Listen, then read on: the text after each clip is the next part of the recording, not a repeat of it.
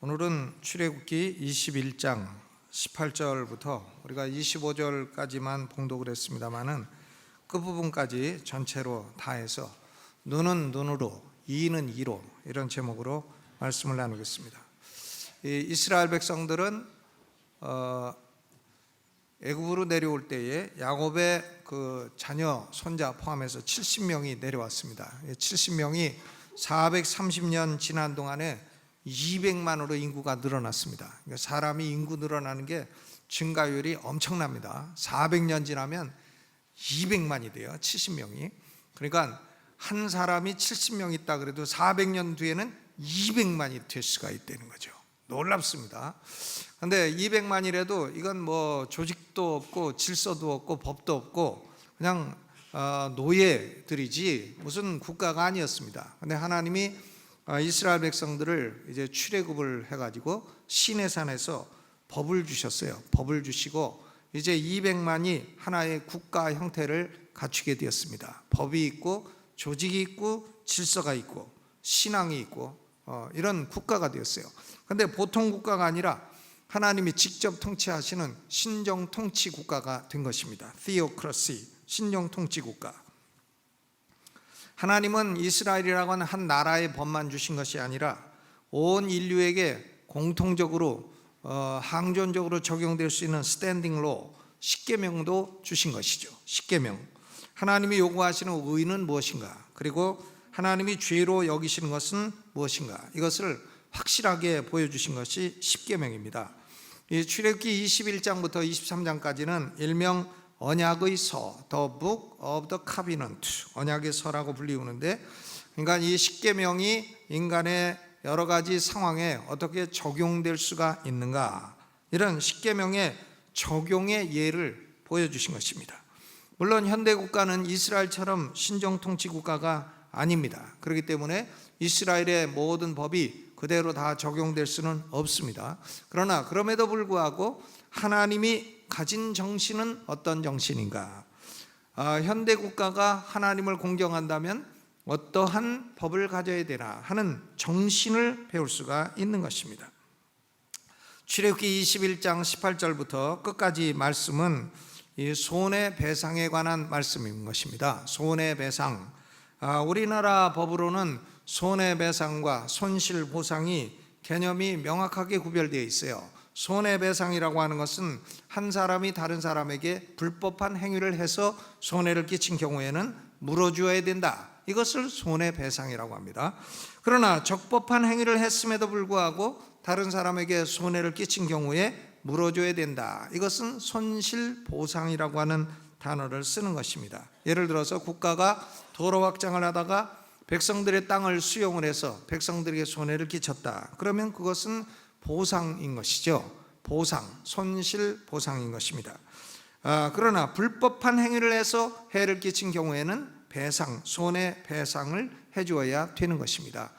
우리나라 법으로 손실보상이나 손해배상은 주로 금전적인데 국한이 되어 있어요. 그러나 성경은 이 두 가지 개념을 그렇게 날카롭게 구별하는 게 아닙니다.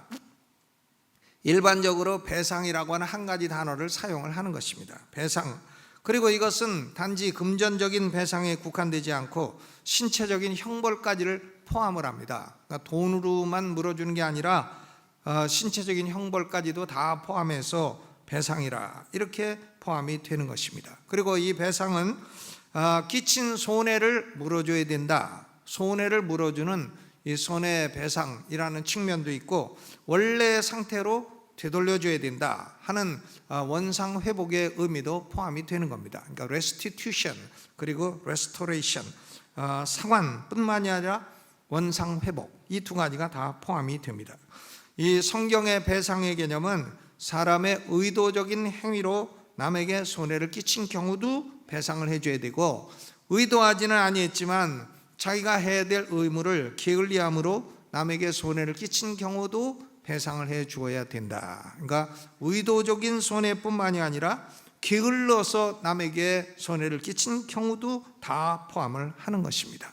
우리가 왜 나는 법률가가 아닌데 이런 법을 공부를 해야 되나?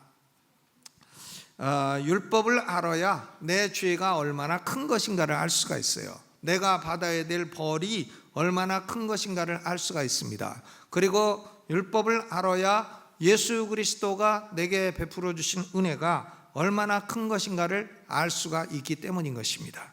오늘 출애굽기 21장 18절로부터 27절까지는 사람이 의도적으로 다른 사람에게 해를 끼친 경우에 어떻게 해야 되나, intentional injuries, 다른 사람에게 의도적인 해를 끼쳤을 때에 그에 대해서 책임을 져야 한다 하는 원리를 말하는 것입니다.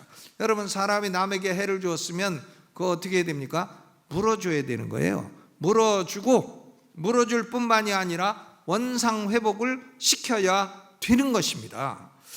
저는 미국서 6년을 살았고 이제 한국에서 54년 6년 살았는데, 미국서 6년 살 때는 남의 집에 새 들어 사면요, 남의 집에다가 못을 하나 박잖아요.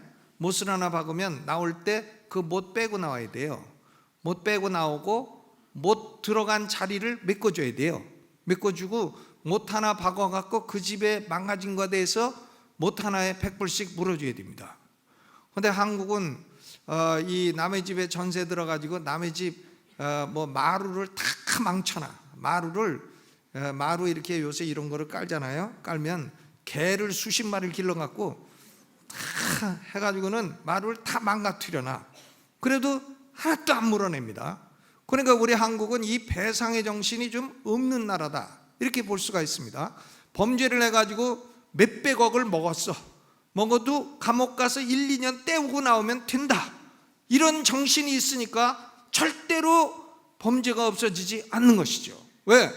3년 감옥 들어가서 200억 벌면 감옥 들어가서 벌지, 1년에 감옥살이에 100억씩 벌면 누구라도 하지. 그러니까 이 배상이 없는 나라는 이건 안 되는 나라인 것입니다. 그러니까 하나님 말씀은 고의적으로 해를 끼친 경우에는 반드시 배상을 하고 원상 회복을 해야 된다. 그럼 만약에요 200억을 뇌물을 받았는데 200억 다 물어내고 거기다가 감옥까지 3년 살아야 된다, 그러면 하겠습니까? 아이고 난 안 먹을랍니다 하고 안 먹죠.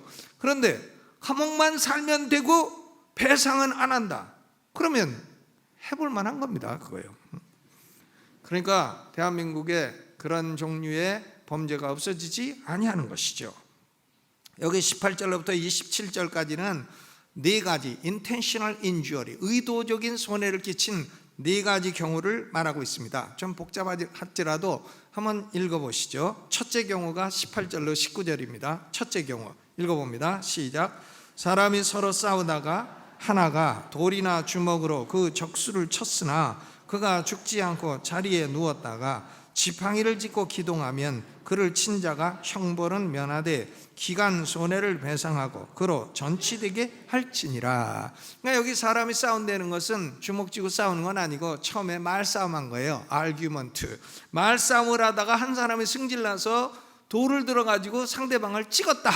그래갖고 머리가 터져가지고 병원 가서 꼬매고 그리고 치료하느라고 며칠 출근 못했다. 그러면 어떻게 되나? 형벌은 면한다는 겁니다. 그건 폭행죄가 안 된다는 거예요. 왜? 원래 싸우는 사람 두 사람 다 잘못이 있기 때문이에요. 두 사람 다 잘못이 있고, 그리고 남에게 피해를 주어가지고 치료비가 나고 직장 출근 못해가지고 손해본 거 있으면 그거를 다 물어주고, 그리고 다리 다쳐가지고 지팡이 짚고 다니면 지팡이 없이 걸을 때까지 치료비를 다 완치될 때까지 물어줘야 된다. 이게 첫 번째 경우입니다. 그 다음에 두 번째 경우하고 네 번째 경우는 종에 대한 얘기입니다. 20절 21절 읽어봅니다. 사람이 매로 그 남종이나 여종을 쳐서 당장에 죽으면 반드시 형벌을 받으려니와 그가 1일이나 2일을 연명하면 형벌을 면하리니 그는 상전의 금전임이니라 그랬습니다. 사람이 여기 남종이나 여종이에요. 근데 여기 종이라고 하는 단어가 출애굽기 21장 2절에도 나와 있어요. 내가 히브리 종을 사면, 그 히브리 종하고 남종 여종하고 개념이 구별되어 있습니다. 그러니까 히브리 종은 이건 종이 아니에요. 근로계약한 6년 동안 시한을 정해서 근로계약한 근로자로 보는 것이고요. 여기 말하는 남종 여종은 외국인 노예입니다. 전쟁에서 포로로 잡아왔거나 아니면 외국인 노예를 돈 주고 사왔거나 이런 경우예요. 그런데 주인이 그 남종이나 여종을 때려서 그날로 죽었다. 그러면 그 주인은 형벌을 받아야 됩니다. 왜? 죽이려고 때린 거예요. 그날 죽으면 그건 죽이려고 때린 겁니다. 형벌을 받아야 돼. 무슨 형벌인가? 몰라요. 모르죠. 그건 재판장이 판결을 해가지고 형벌을 부과하는 형벌을 받아야 됩니다.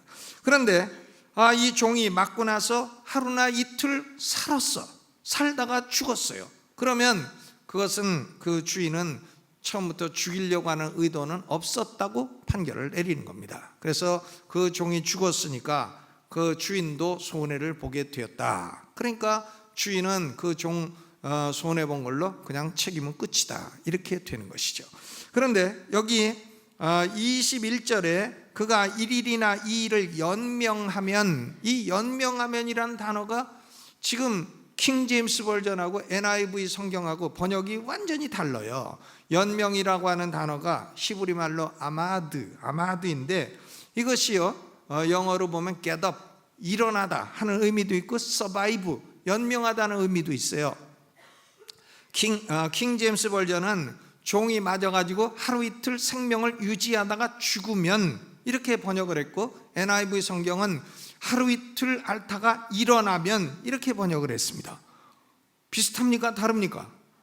완전히 다르죠. 그러니까 NIV 성경은 하루 이틀 종이 살다가 일어나면 그러면 주인은 책임을 면한다 이런 거, 킹 제임스 버전은 하루 이틀 살다가 죽어도 책임을 면한다 하는 것인데 저는 킹 제임스 버전의 번역이 맞다고 생각합니다. 왜냐하면 20절에 죽은 경우가 나오고 그날 죽고 그리고 하루 이틀 살다 죽고 그런 얘기지, 그날 죽고 하루 이틀 앓다가 일어났다 그것은 비교되지 않는다 하니까 킹 제임스 버전이 맞다고 생각을 합니다. 어쨌든 하나님은 이 노예로 들어온 사람의 생명도 귀중히 보신다 하는 얘기인 것이죠.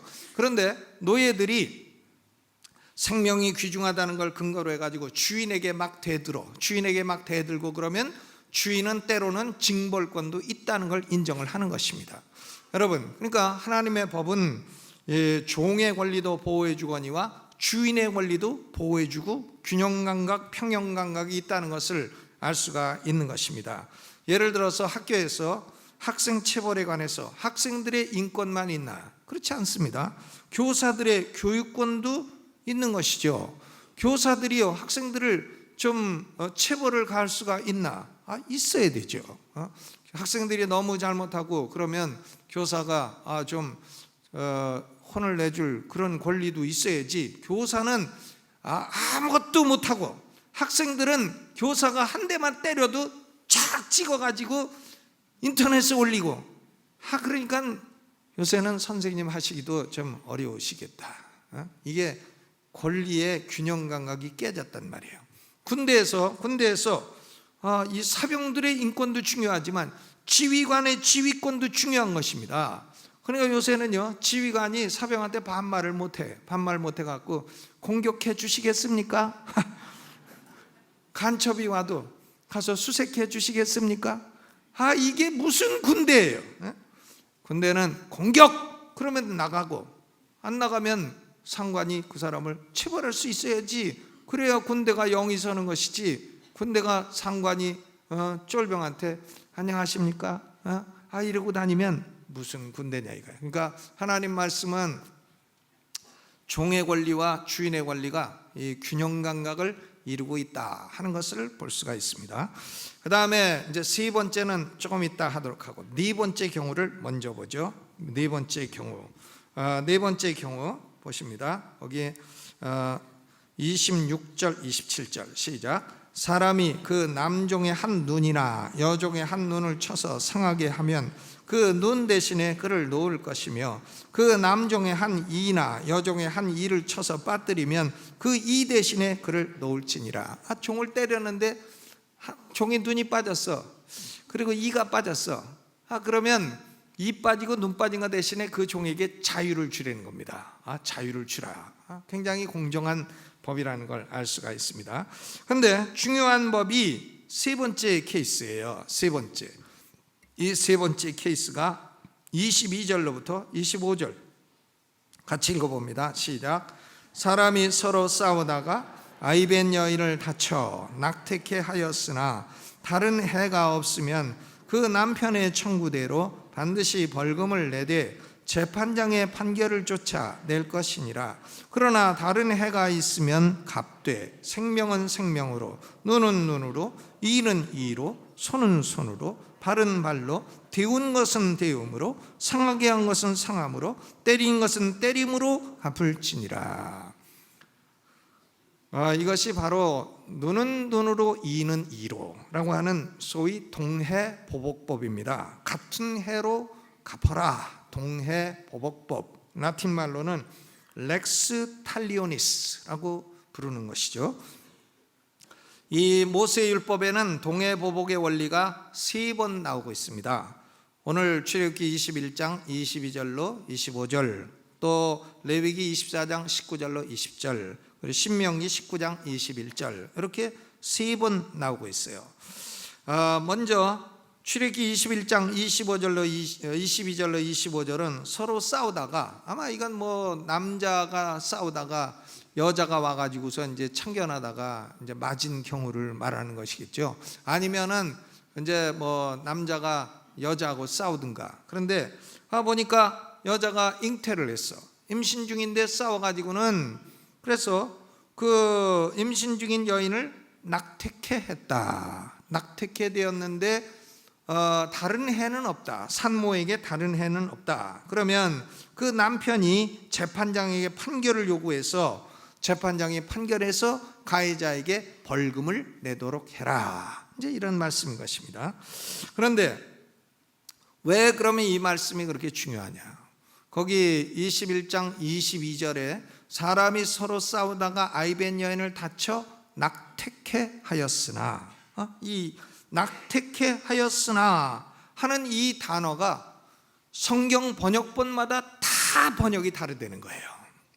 낙태케 했다. 이것이요, 지금 미국의 공화당하고 민주당하고 이 낙태 문제를 가지고 싸우는데 제일 중요한 구절이 출애굽기 21장 22절이에요. 왜냐? 이 말씀을 NIV 성경은 어떻게 번역했냐면, 태아가 조산하게 되면 give birth prematurely. 그러니까 싸우다가 태아가 조산했다. 여러분, 조산했다는 건 무슨 얘기예요? 아이가 일찍 나와가지고 살았다는 얘기죠. 태아가 조산을 하면, 그리고 다른 해가 없으면 그럼 뭐 벌금만 내면 된다. NIV는 그렇게 번역을 했습니다. 여기 낙태케라고 번역하지 않고 태아가 조산을 하게 되면, 이렇게 번역을 했어요. 그러나 RSV 성경은 태아를 유산을 하게 되면 miscarriage, 유산이라고 번역을 했습니다. 여러분, 이 말씀은 조산이 맞습니까? 유산이 맞습니까? 조산이라면 아이가 산모가 한 대 맞아가지고 아이를 낳았는데 아이가 살았다 이거예요. 유산이라면 산모가 한 대 맞아가지고 아이를 낳았는데 아이가 죽었다는 거죠. 그러니까 하늘과 땅이 다르듯이 다른 것이죠. 그러면 킹 제임스 버전은 어떻게 번역했나? 태아가 산모를 미리 떠나게 되면 depart, 떠난다. 이건 또 무슨 말? depart, 떠난 거는 뭐 산모의 몸에서 태아가 떠났는데 살았는지 죽었는지는 모르는 겁니다. 그냥 킹 제임스 버전은 애매하게 해놨고, NIV 성경은 살아서 나왔다고 해놓고, RSV는 죽어서 나왔다고 해놓고, 이렇게 됐습니다. 그래가지고 미국에서요, 공화당은 낙태 반대이고요, 민주당은 낙태 찬성이에요. 그러니까 공화당 사람들은 낙태에 반대 운동하는 사람들은 22절의 낙태를 전부 조산이라고 번역을 합니다. 조산. 그러니까 이 말씀은 성경이 태아의 생명을 이미 출생한 아이의 생명하고 똑같은 가치를 인정하는 것이다. 그러니까 태아를 죽인 것도 살인죄로 보아야 된다. 이렇게 설교를 합니다. 공화당, 우리 침례교 목사들은 다 그렇게 설교해요. 침례교가 공화당이거든요. 그런데 이제 민주당 사람들은 이것을 유산을 했다고 봅니다. 그래서 태아가 유산을 해서 죽어서 나왔다. 그러면 지금 민주당 사람들은 태아의 생명하고 이미 태어난 아이의 생명하고 똑같이 볼 수는 없다. 태아는 벌금으로 물으면 되고 이미 태어나서 살고 있는 아이는 그것은 생명으로 물어야 된다. 그러니까 태아의 생명은 태어난 아이의 생명과 똑같이 볼 수는 없기 때문에 태아는 필요한 경우에는 낙태를 할 수가 있다. 이렇게 보는 게 민주당이에요. 여러분은 공화당입니까? 민주당입니까? 그러면 저보고 이제 뭐냐고 물어볼 수도 있는 건데, 거꾸로. 저는 모르겠습니다. 뭐가 맞는지는 모르겠어요. 모르지만 킹 제임스 번역이 맞습니다. 태아가 산모를 떠나게 되면, 떠난다는 얘기는 depart, 떠난다는 얘기는 죽어서 떠날 수도 있고 살아서 떠날 수도 있어요. 두 가지 경우를 다 포함을 하는 건데, 그런데 태아가 죽었든지 살았든지 간에 싸우다가 다툼 중에 나와가지고 이렇게 태아가 죽게 된 건, 그것은 재판장이 판결을 해가지고 그 해를 끼친 사람에게 벌금을 물도록 하면 된다. 그것이 맞는 의견이라고 저는 생각을 합니다. 그러나 뭐 꼭 맞는지는 모르겠어요. 왜냐하면 그 옛날 근동 지방에는 이런 원칙이 있어요. 태아를 잃어버린 것에 대해서는 배상을 하고 산모에 대한 피해는 동해보복법으로 해결을 한다. 이것이 일반적으로 근동 지방의 법칙인 것입니다. 그러니까 이 성경 말씀도 그런 근동 지방의 법칙에 비추어서 균형 있게 해석하는 게 좋지 않나, 이렇게 생각하는데, 그러면 당신은 뭐 낙태를 해도 좋다는 얘기를 하는 거냐?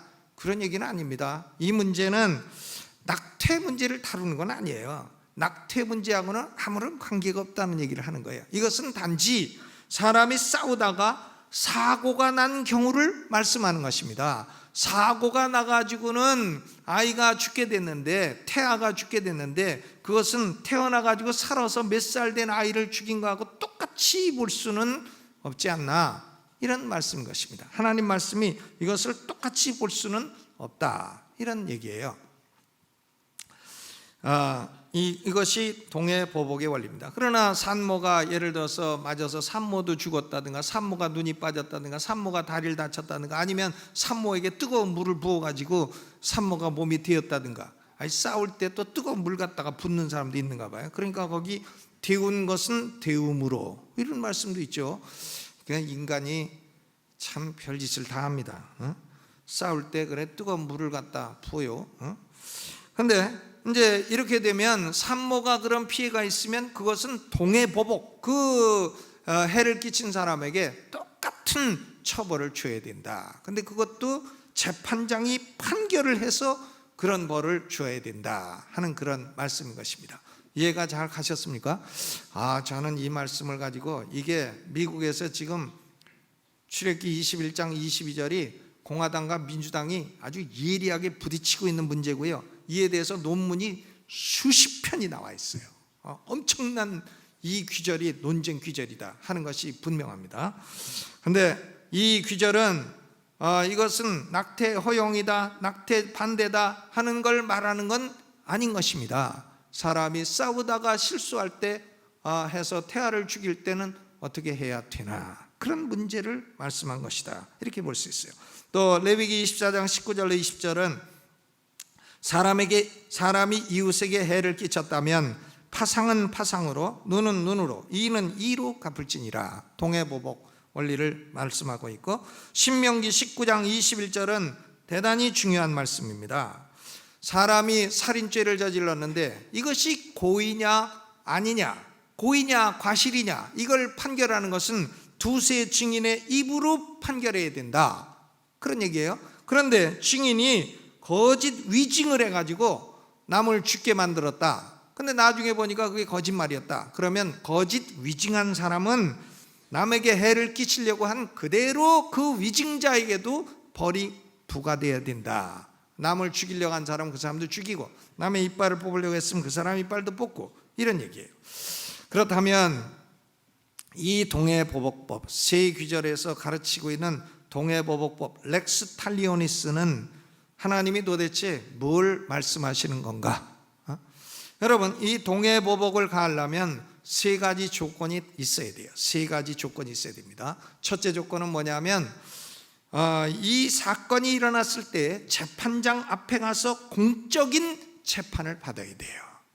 자기가 재판도 없이 사사로이 복수해서는 안 되는 겁니다. 공적인 재판을 받아야 되고, 둘째 조건은 재판장은 사건을 철저히 조사해야 됩니다. 아랫사람 시켜갖고 대충 해갖고 대충 하면 안 되고, 재판장 본인이 철저하게 조사를 해야 되고, 세 번째로 가해자이든 위증자이든 남에게 고의적으로 해를 끼친 경우에는 형평성 있는 형벌이 부과돼야 된다. 남의 이빨 하나 뽑았으면 그 사람도 한 개만 뽑으라 이거예요. 두 개 뽑지 말고.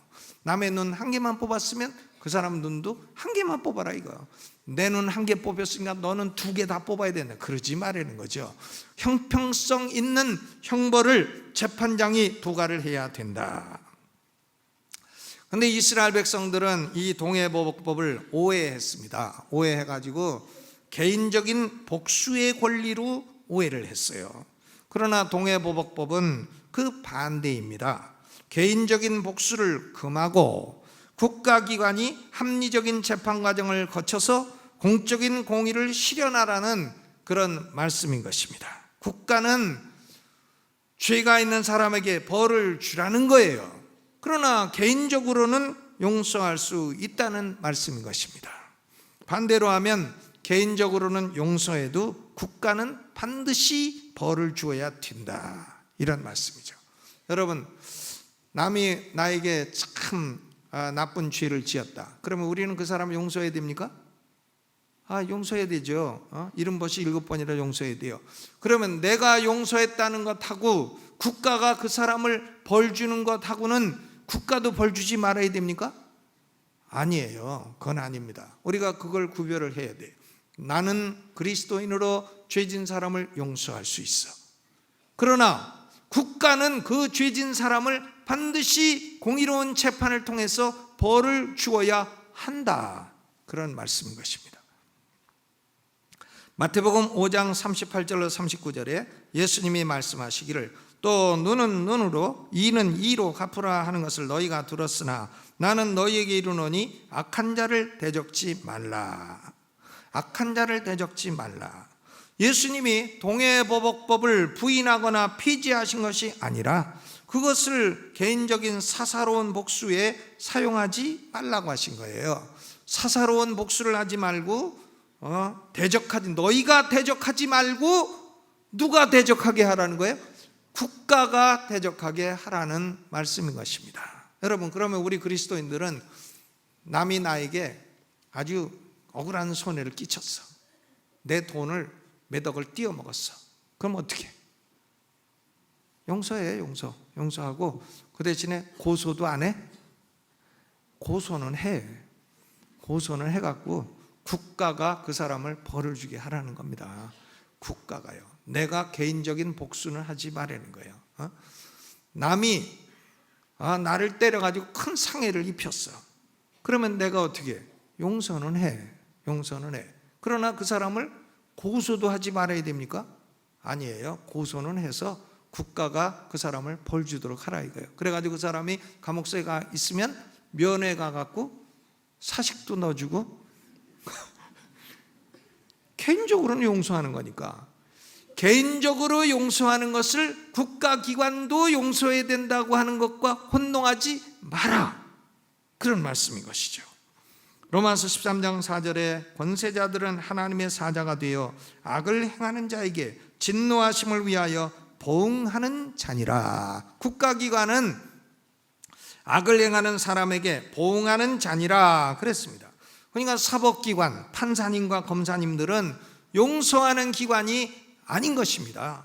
사법기관은 공의로운 공적인 복수를 해주는 기관이에요.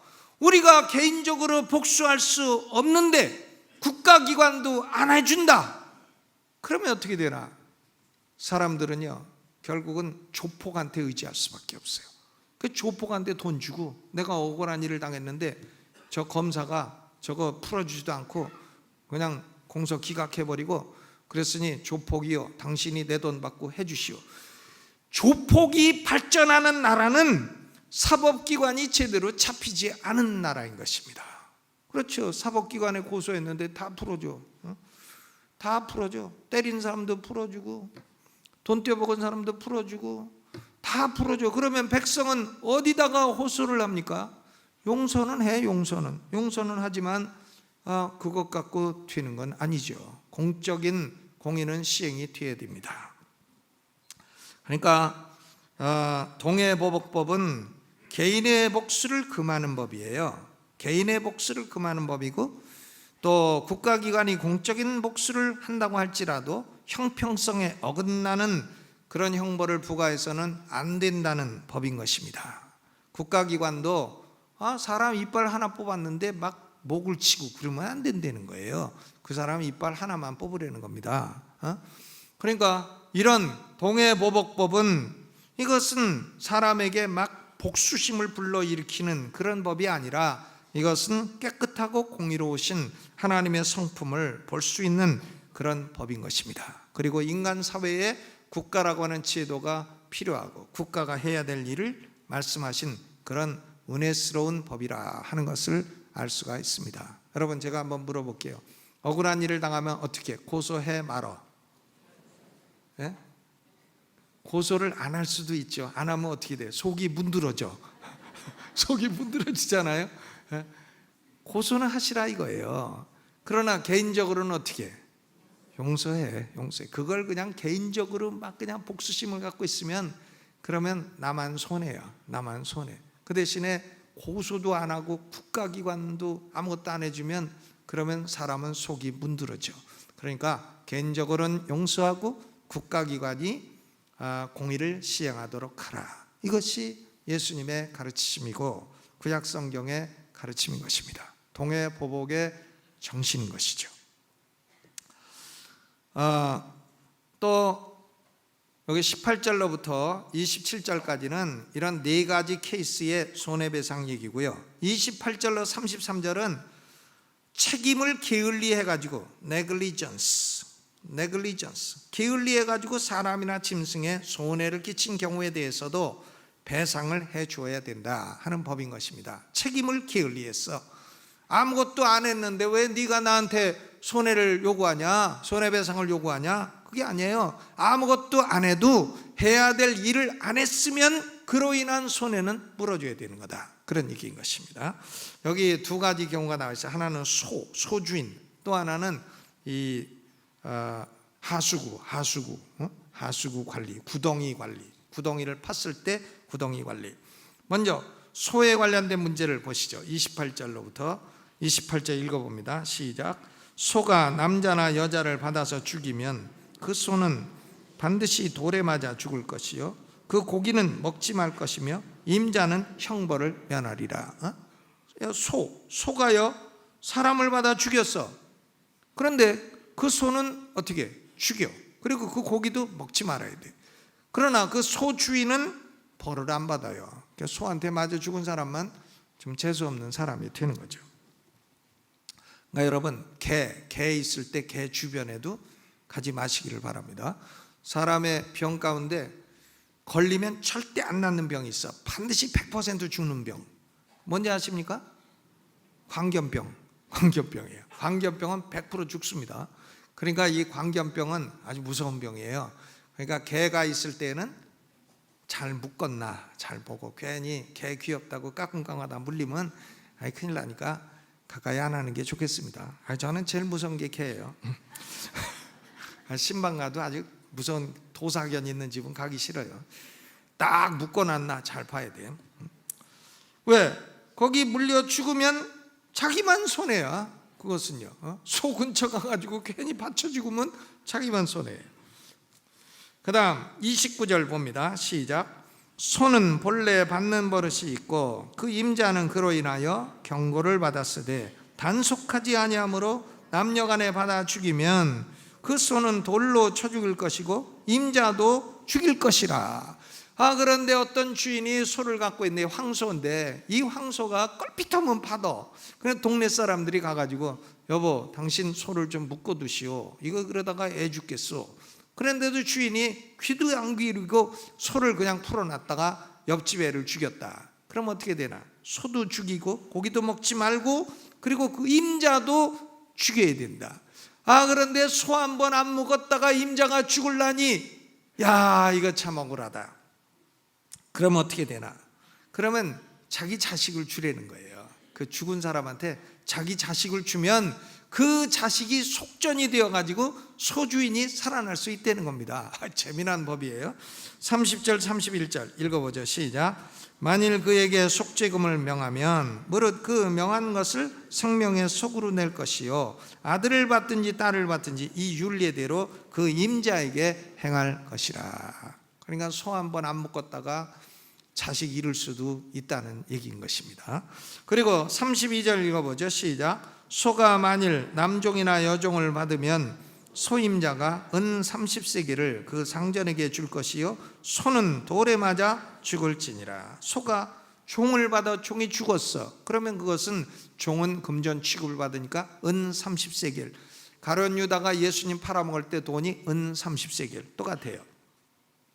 소는 죽이고 종의 주인은 돈으로 물어줄지니라. 35절 읽어보죠. 시작. 이 사람의 소가 저 사람의 소를 받아 죽이면 산 소를 팔아 그 값을 반분하고 죽은 것도 반분하라. 소가 소를 받아서 죽었어. 그러면 산 소 팔고 죽은 소 팔고 50-50 나눠 가져라.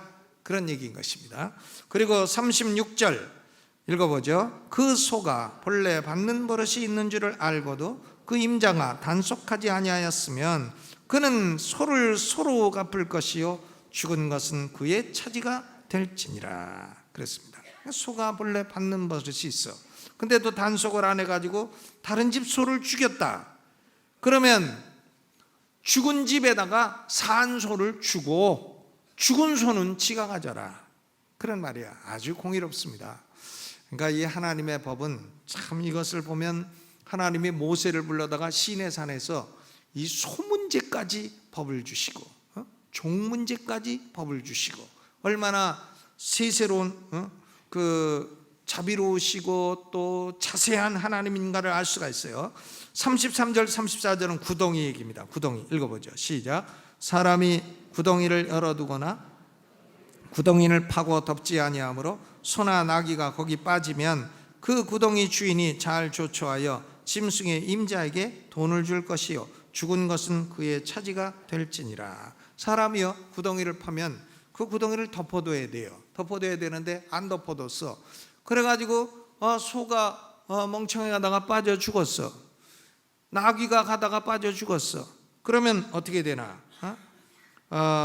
그러면은 그 짐승 임자에게 그 짐승 값을 돈으로 주고 죽은 것은 자기가 차지하라. 만약에 이건 짐승이니까 다행이지 사람이 빠져 죽게 되면 어떻게 되나? 이건 재판장이 그 구덩이 판 사람에게 판결을 가지고 심각한 형벌을 내리게 되는 것입니다. 어제도 보니까 어느 동네인가 서울 시내인데 젊은 사람 둘이 남자 여자인데 애인인지 모르겠어요. 남자 여자인데 길 가다가 도로가 확 무너져 가지고 싱크홀이 생겨 가지고 5m 밑으로 빠졌잖아요. 그래가지고 2시간 만에 건짐을 받았어요. 애인인지 뭔지 모르겠습니다. 근데 젊은 남자 여자가 가다가 빠졌어. 2시간. 만약 애인이 아니라면 그 두 사람에게는 행운이 될 수도 있는 경우가 되겠습니다만은 근데 둘이 빠졌어. 우리나라 지금 이 서울 시내 그런 거 많이 일어나잖아요. 큰 건물 지으면은 옆에 막 싱크홀이 막 생겨. 왜? 그 지하를 파다가 막 물이 들어오고 흙이 무너지고 이래가지고는 위에 도로 포장을 딱 해놨지만 밑에는 받치기는 흙이 없어요. 그러니까 걷다가 자동차가 가다가 훅 빠지고 사람이 가다가 훅 빠지고 그럼 누가 그 책임을 져야 되나? 건물 건축주가 책임을 져야 되는 겁니다. 건물 건축주가요. 왜? 마땅히 사람이 가다가 싱크홀이 생겨 죽을 수도 있을 가능성을 생각하고 그에 대해서 평소에 게을리하지 않고 그런 보호 조치를 다 해야 마땅한 것이죠. 만약에 국가가 해야 되는데 안 하면 국가가 그건 배상을 물어줘야 되는 것입니다. 구덩이 얘기까지 법에 다 있는 것이죠. 그러니까 우리는 이걸 보면 하나님은 고의로 저지른 죄나 과실로 저지른 죄나 부주의하고 게을러서 저지른 죄나 모두 다 적절하고 균형 있는 배상을 하도록 정해 놓으셨다. 그런 말씀이에요. 결론을 짓겠습니다. 우리 모두는 만약에 하나님이 우리의 죄에 대해서 배상을 요구하시면 얼마나 많이 요구하시겠어요? 배상을 요구하시면 우리는 죽어 마땅한 존재인 것입니다. 우리는 돌로 맞아도 한 10대 번 맞아야 되고, 내 처가 그런 얘기는 하지 말라 그랬는데 벼락을 맞아도 몇 번은 맞아야 되고,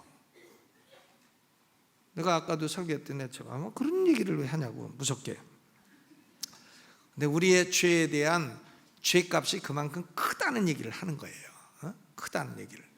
우리가요 하나님 앞에 물어내야 될, 배상해야 될 것이 엄청나게 많은 겁니다. 내 힘으로 그걸 배상을 할 수가 있나? 없다는 거죠. 배상할 수 없습니다. 없어요. 그러면 우리는 어떻게 되나? 그 배상을 내가 다 갚아야 되나? 갚게 되면, 죄값을 다 치르게 되면 영원히 지옥 가서 영원히 형벌을 받아야 마땅한 배상이 되는 겁니다. 그런데 여러분, 소망 없는 우리에게 하나님이 독생자 예수님을 보내주셔갖고 십자가에서 하신 일이 뭡니까? 우리가 치러야 될 배상을 예수님이 당신 피로 다 치러주시고 당신 육신으로 다 대신 치러주셔가지고 하나님이 야 됐다, 하나님의 공의가 만족되었다고 말씀을 하신 거 아닙니까? 이제 다 이루었다. It is finished. 테텔레스타이, 다 이루었다. 여러분, 예수님은 우리가 마땅히 배상해야 될 것을 다 대신 배상해 주셨어요. 얼마나 감사해요. 사람이, 어리석은 사람이 두 종류예요. 하나는 내 지은 죄 내가 책임집니다. 이게 어리석은 사람이에요. 왜? 그 사람은 죽으면 영원 지옥 형벌 떨어져가지고 영원히 벌 받을 수밖에 없어요. 그걸 왜 자기가 책임진다고 합니까? 또 두 번째 어리석은 사람은 내가 무슨 죄가 있다고 합니까? 아주 어리석은 사람이에요. 어렸을 때부터 저지른 죄 필름으로 찍어갖고 USB에 담아갖고 틀어주면 5초 만에 죄인 맞습니다, 딱 고백할 사람인 것입니다. 그러니까 죄 없다는 사람도 어리석고요, 죄값을 자기가 지겠다는 사람도 어리석습니다. 여러분, 우리의 죄는 엄청난 배상을 해야 돼요. 죽음으로 배상을 해야 될 죄인 것입니다. 그런데 하나님이 독생자 예수를 보내주셔서 다 대신 갚아주셨으니 우리가 그 은혜가 얼마나 큽니까? 우리는 평생 예수 그리스도의 은혜, 하나님의 사랑을 잊지 말고 살아가시기를 주의 이름으로 축원합니다. 율법을 공부함으로 나의 죄가 얼마나 큰가, 내가 갚아야 될 배상이 얼마나 엄청난 것인가를 우리는 바르게 알게 되고 하나님의 사랑과 은혜를 다시 한번 깨닫게 되고, 결국 율법은 그리스도에게로 인도하는 몽학선생이라는 것을 우리는 다시 한번 알게 되는 것입니다. 여러분 가운데 단 한 분도 예수 안 믿는 분이 없으시기를 바랍니다. 예수 믿고 구원받고 다 천국에서 만날 수 있기를 주님의 이름으로 축원합니다. 이 말씀 생각하면서 음악을 반주하는 중에 하나님, 내 죄값, 내가 치러야 될 배상 예수님이 다 치루어 주신 거 감사하고 감사합니다. 이제 예수님의 은혜 평생 감사하며 영광 돌리며 살게 주옵소서. 그렇게 2, 3분 기도하겠습니다.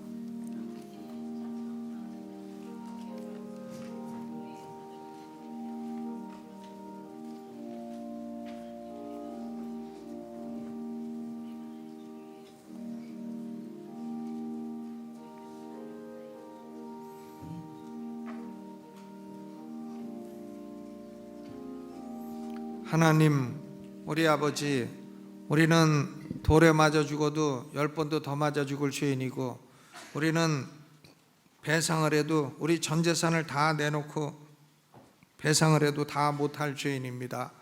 예수님이 우리의 모든 배상을 다 갚아주셨고 하나님이 만족하셨고 고로 우리는 죄사함을 받게 되었고 예수님이 우리에게 없는 의를 베풀어 주심으로 천국에 들어갈 의를 주셔서 당당히 예수님의 의를 힘입어 천국 들어갈 수 있게 하신 것을 감사를 드립니다. 하나님 아버지, 율법은 결국 그리스도에게로 인도하는 몽학선생이라 하셨으니 율법을 통해 하나님의 깨끗하고 공의로운 성품을 배우게 하여 주옵시고 우리의 죄성을 깨닫게 하여 주옵시고 죄과가 얼마나 큰 것인가를 알게 하여 주옵시고 예수 그리스도의 은혜에 감사하며 살아가는 우리가 되게 해 주옵소서.